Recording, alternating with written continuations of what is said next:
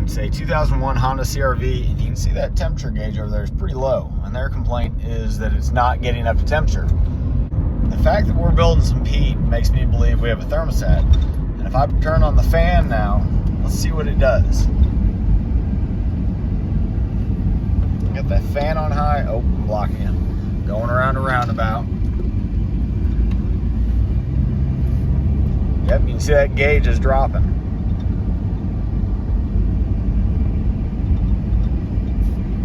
The thermostat on this Honda CR-V 2001, if you find the lower radiator hose, see that green little loop around the radiator hose there? That is the lower radiator hose. This is the upper.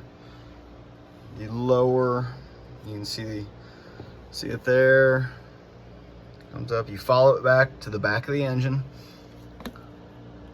And there you can see the hose clamp at that housing. There's a 10 on the right and a 10 just underneath on the left side.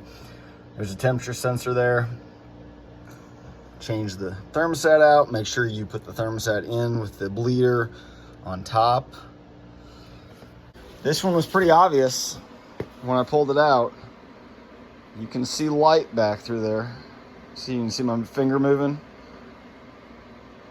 This thermostat is stuck open. There you can see it from the back side.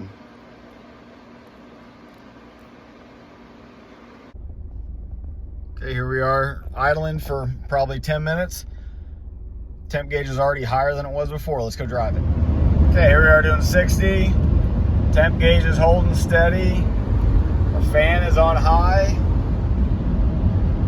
Thermostat fixed it.